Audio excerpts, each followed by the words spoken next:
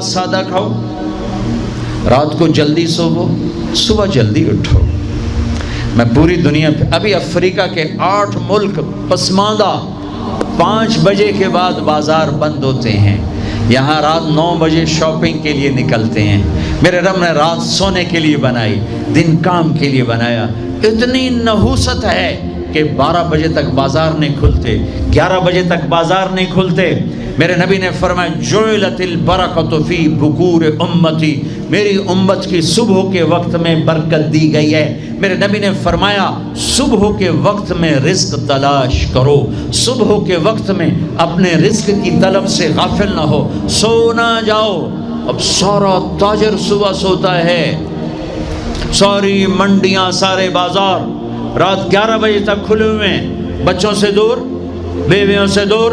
رات 11 بجے دکانیں چھوڑتے ہیں، 12 بجے کھانا کھاتے ہیں، بچے یا سو چکے ہیں یا اپنے ٹی وی پر مشغول ہیں، یہ 12 بجے کھانا کھا کے ہی سوتا ہے۔ سارا کھانا پیٹ میں زہر بنتا ہے، پھر پیٹ پھول پھول کے باہر، پھر جناب شیخ صاحب ٹردے جا رہے ہیں، آپ سجے پاسے تھے، پیٹ کھبے پاسے، اور پھر ڈاکٹروں کی چاندی، کسی کو بلڈ پریشر، کسی کو شوگر، کسی کو ہارٹ، کسی کو کچھ۔ یہ سب فطرت کی زندگی کو چیلنج کرنے کا، یہ ساری لوڈ شیڈنگ اللہ کی قسم ختم ہو جائے گی۔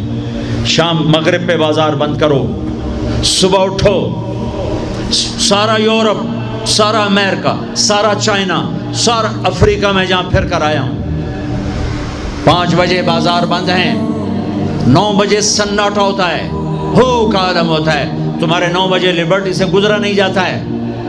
کیا ظلم و ستم ہے، نہ دین جانتے ہو نہ دنیا جانتے ہو، نہ تم دین کے واقف ہو نہ دنیا کے واقف ہو، دنیا سے بھی جاہل ہو، دین سے بھی جاہل ہو، دنیا کا بھی ظلم کر رہے ہو، دین کا بھی ظلم کر رہے ہو۔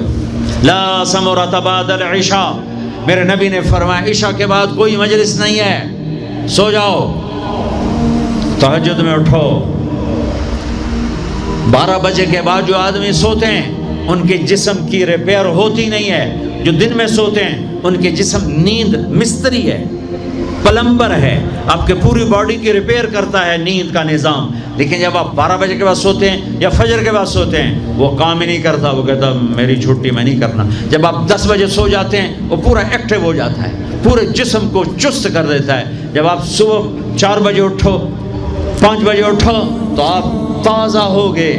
رات کا جاگنا، دن کا سونا نحوست، آپ کی بجلیاں تباہ، پہلے ہی تھوڑی ہے، اوپر ساری رات کے دکانیں، فنکشن۔ یہ تو اللہ حکومت کا بھلا کرے، یہاں کی حکومت کا، کہ 10 بجے کا انہوں نے ڈنڈا چلایا تو کچھ، ورنہ تو 10 بجے تو بارات کی تیاری ہو رہی ہوتی اور 1 بجے کھانا ہو رہا ہوتا تھا۔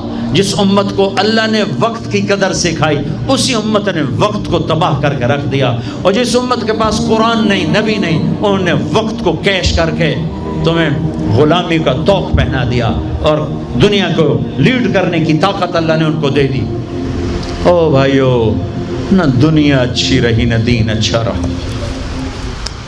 رات کو جلدی سو، فجر پڑھی جائے گی آرام سے، تہجد پڑھی جائے گی آرام سے، کچھ وقت اللہ کے قرآن کے ساتھ گزارو، کچھ اللہ کے نبی کی زندگی پڑھو، کچھ اللہ کے نبی کے فرمان پڑھو، نیک لوگوں کی ہسٹری پڑھو، اپنے اللہ کے محبوب بندوں کی تاریخ پڑھو، اولیاء کرام کی تاریخ پڑھو، اپنے ماں باپ کو عزت دو، شادی شدہ ہو بیوی کو عزت دو، بیوی خامد کو عزت دے، اولاد کو عزت دو، وہ عزت لوٹ کے تمہاری طرف آئے گی۔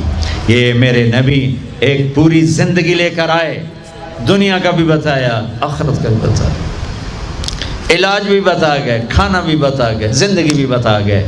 اے میرے عزیزو، ایک خوبصورت زندگی ہے جس کو سیکھنے کی محنت ہو رہی ہے۔ یہ تبلیغ کا کام